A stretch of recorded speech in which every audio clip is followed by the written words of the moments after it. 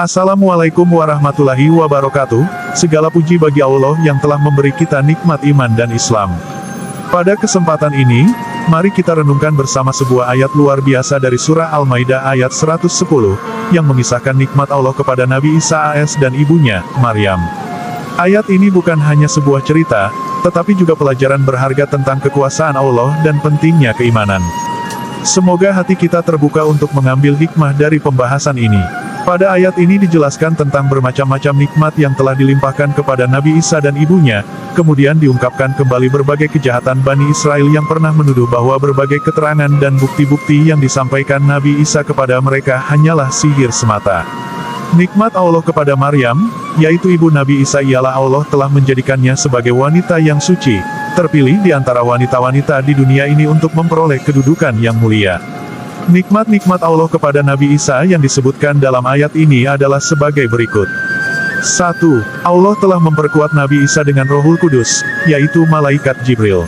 Allah telah menjadikan jiwanya bersih dari segala sifat-sifat yang tidak baik. Dengan nikmat ini Isa dapat mengetahui bahwa ia lahir ke dunia dengan kejadian yang luar biasa, sehingga dengan demikian ia dapat membuktikan kesucian dirinya dan kesucian ibunya. Karena Allah telah memperkuatnya dengan Rohul Kudus, maka ia dapat berbicara ketika ia masih kecil dan lemah, masih berada dalam buayan. Ia berbicara untuk membela kesucian dan kehormatan ibunya terhadap tuduhan yang bukan-bukan dari kaum Yahudi. Kemudian setelah ia dewasa ia juga dapat berbicara dengan baik untuk menyeru manusia kepada agama Allah. Tentang Nabi Isa, ibunya dan Rohul Kudus dalam ayat ini, pendapat beberapa mufasir dapat dikatakan sama, mengenai, mengingat nikmat, artinya, mensyukuri, nikmat yang diberikan kepada Isa dan kepada ibunya Maryam dan memperkuatnya dengan Rohul Kudus, yakni Jibril, dan berbicara dengan orang ketika ia masih bayi dan sesudah dewasa menjadi nabi, yang menurut Ibnu Abbas seperti yang dikutip Al-Bagawi, dalam usia 30 tahun dan menjalankan tugas kenabiannya selama 30 bulan. Kemudian, aku mengajar kamu menulis, hikmah yakni kearifan ilmu pengetahuan Taurat dan Injil, dan seterusnya. Lebih jauh tentang Rohul Kudus lihat kosakata di atas Al-Baqarah 2:253. Dapat ditambahkan, bahwa seperti disebutkan di dalam Al-Quran, bahwa Rohul Kudus berlaku untuk semua orang beriman Al-Mujadalah 58:22, dan diturunkan kepada siapa saja dari hamba-hambanya sesuai dengan kehendaknya. Dalam ayat ini, Ru berarti wahyu Al-Kahf 16:2.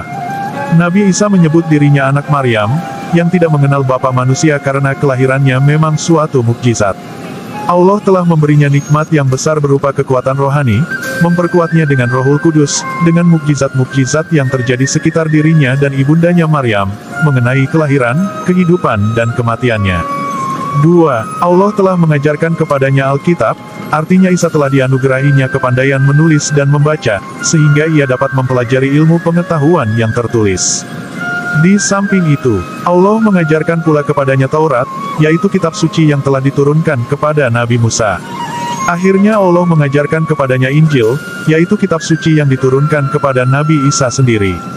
Nabi Isa sendiri tidak pernah mengubah-ubah isi Taurat dan tidak pula menggantikannya dengan Injil yang diturunkan kepadanya, dan diakui oleh perjanjian baru yang sekarang, janganlah kamu menyangka, bahwa aku datang untuk meniadakan hukum Taurat atau kitab para nabi. Aku datang bukan untuk meniadakannya, melainkan untuk menggenapinya. Matius v. 17. 3. Isa dapat membuat dari tanah sesuatu yang bentuk dan ukurannya seperti burung, kemudian ia meniup burung itu, maka jadilah ia seekor burung yang sungguh-sungguh, dengan seizin Allah. Artinya Isalah yang membentuk benda tersebut seperti burung, dan ia pula yang meniupnya, kemudian Allah menjadikannya seekor burung yang hidup. 4. Isa telah dapat menyembuhkan orang-orang buta sejak lahir dan orang-orang yang kena penyakit sopak, dengan izin Allah, padahal di masa itu tak seorang tabib pun dapat menyembuhkan orang buta sejak lahir dan orang-orang yang kena penyakit sopak.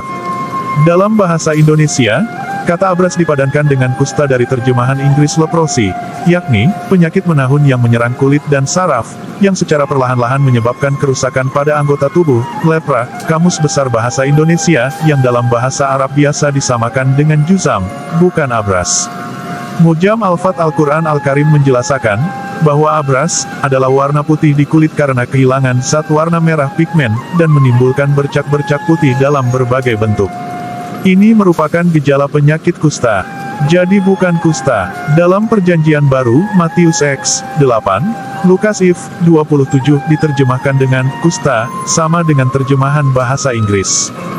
Dalam tafsir ini diterjemahkan dengan sopak, agaknya ini lebih tepat, yakni, penyakit kulit berupa belang-belang putih di tangan atau kaki akibat sel pigmen adalah sel yang memberi warna kulit kering, sawo matang. Kamus Besar Bahasa Indonesia, atau dalam istilah kedokteran dikenal dengan nama leukemia atau vitiligo. 5. Isa juga dapat menghidupkan orang-orang yang telah mati, sehingga dapat keluar dari kuburnya dalam keadaan hidup, dengan izin Allah. Setelah Nabi Isa memberikan bukti-bukti dengan mukjizatnya, sebagian mereka, Bani Israel, menuduhnya ia melakukan perbuatan sihir, mengusir setan dengan menggunakan pemimpin setan, ia mengusir setan dengan kuasa Bilzebul, penghulu setan, Lukas C. 15. Orang Yahudi menyebut raja setan atau penghulu setan itu Bilzebul, dan penghulu setan yang digunakan untuk mengusir setan ini terdapat dalam beberapa bab chapter, dalam Perjanjian Baru, antara lain dalam Matius, Markus dan Lukas. 6. Allah telah melindungi Nabi Isa dari kejahatan kaum Yahudi yang hendak membunuh dan menyalibnya, ketika Isa datang kepada mereka membawa agama Allah yang disertai dengan bukti-bukti dan keterangan yang jelas, yang dikaruniakan Allah kepadanya. Allah menyelamatkan Isa dan mengangkatnya kepadanya. Kejahatan Bani Israel melebihi kejahatan umat lainnya. Kejahatan umat lainnya terhadap Rasul Allah hanya sebatas kepada diri pribadi Rasul itu, tetapi kejahatan Bani Israel tidak hanya ditujukan kepada Nabi Isa semata, melainkan juga terhadap ibunya, yaitu mereka menuduh Maryam telah berzina dengan seorang lelaki, sehingga melahirkan Isa. Bahkan kejahatan mereka tidak hanya tertuju kepada Isa dan ibunya, melainkan juga terhadap Allah, karena mereka mengatakan bahwa Allah mempunyai istri dan anak, padahal Allah Maha Suci dari hal-hal tersebut. Orang-orang kafir di antara Bani Israel itu tidak hanya menolak agama Allah yang disampaikan Nabi Isa kepada mereka, bahkan mereka mengatakan bahwa keterangan-keterangan yang disampaikan Isa tersebut hanyalah sihir. Bermacam-macam nikmat Allah kepada Nabi Isa yang disebutkan dalam ayat ini merupakan sindiran dan kecaman yang amat tajam sekali terhadap Bani Israel, atas sikap dan perbuatan mereka yang keji itu. Ayat ini menyingkap pula betapa besarnya kedengkian mereka terhadap orang yang memperoleh nikmat Allah.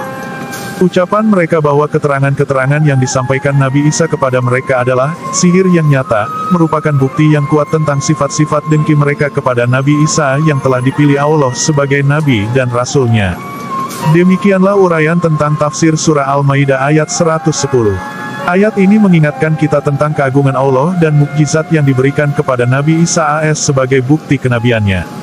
Semoga kita dapat mengambil hikmah dari kisah ini, yaitu bahwa segala kekuatan dan keajaiban berasal dari Allah semata, bukan dari makhluknya, betapapun hebatnya mereka.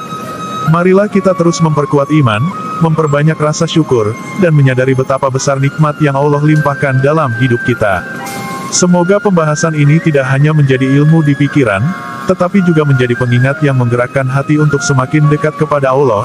Jika ada kebenaran, itu semata dari Allah, dan jika ada kehilafan, itu dari diri saya pribadi. Saya mohon maaf dan memohon ampun kepadanya. Wassalamualaikum warahmatullahi wabarakatuh.